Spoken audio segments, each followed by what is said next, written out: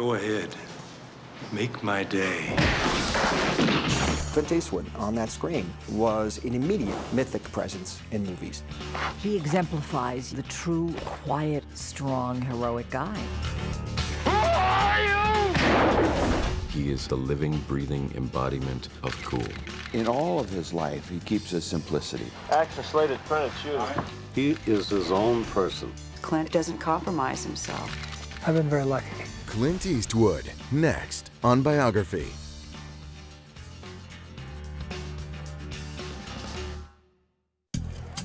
In May of 2003, Clint Eastwood arrived at France's Cannes Film Festival for the premiere of his 24th film as a director, the drama Mystic River, starring Sean Penn, Tim Robbins, Kevin Bacon, and Lawrence Fishburne. Mystic River was a tough look at crime, justice, and the impact of violence on its survivors, themes that have long fascinated Eastwood during his half a century in the cinema. Critics called the film bold and uncompromising, qualities shared by Eastwood himself, who has spent a lifetime refining an image of strength and responsibility, both on and off the screen. A lot of his roles, he's playing a lot of different parts of him. One minute he's got that kind of calm, cool thing, and the next minute he can be very strong. You gotta ask yourself a question. Do I feel lucky? Well, do you, punk? And you can't quite figure him out. I was just picking you some flowers. Oh? Men still do that, don't they? The image of this, Clint Eastwood is Dirty Harry is really not true. He's much more of a Renaissance kind of man. Clinton Eastwood Jr. was born on May 31st, 1930, at St. Francis Hospital in San Francisco. Clint made news from the start. He was said to be the biggest baby born that year in St. Francis. He was the star of the hospital. He weighed 11.5 pounds, and so they took him around to show all the other mothers what they could have done. I thought he was special from the start. Eastwood's father, Clinton Sr., had been a successful bond salesman before the Great Depression. Now, with his loyal wife, Ruth, he was forced to travel across California in search of a job. They were pretty well victimized by, the sheer difficulty of getting a job. And his father, at one point, was pumping gas at a service station up in Pacific Palisades. I mean, it was tough times. Clint never forgot the struggles of his family's early years. And although he drew confidence from his parents' love and support, he had a tougher time forming close friendships due to their constant moves. Well, it wasn't a lot of fun because as a kid, you'd always like to stay in the same neighborhood with the same friends that you know, and I think that's the ideal way everybody would like to grow up. But with me, it didn't work that way. He was also the new kid in class, and so I think he was very much thrown on his own resources. He was just kind of a dreamer. He had a lot of imagination, and it was always kind of running away with him. He used to play with a friend of his, and they'd cover themselves with ketchup and fall down dead, scare everybody. Clint and his younger sister, Jean, found support not only from their parents, but from their grandmother, Virginia. At her home and small chicken ranch, he also began a lifelong love of animals.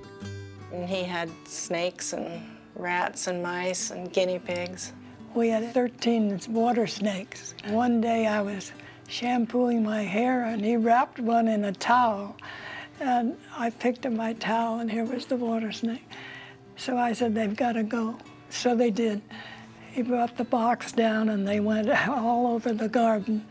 And I think the neighbors probably had water snakes from then on. In 1940, work took the Eastwoods to San Francisco. They settled in nearby Piedmont. And for the first time, Clint got a taste of stability. By now, he had grown from a gangly boy into a handsome 6-foot-tall teenager, one who was comfortable spending time by himself as he earned much-needed money through countless part-time jobs. If you wanted anything, if you wanted enough money to go to movies or buy lunch or something, you had to do that. I think anytime a person has a job and learns the responsibility of handling money, it's a great lesson. Between jobs, Clint also developed a passion for cars. He acquired his first auto, a '32 Chevy, at age 15. We used to have what he called a modified car. It was slightly illegal, I think, because the police were always looking for him whenever he'd drive it. Clint's other passion was jazz. When I grew up in the 40s as a kid, my mother brought home these Fats Waller records, and I liked them.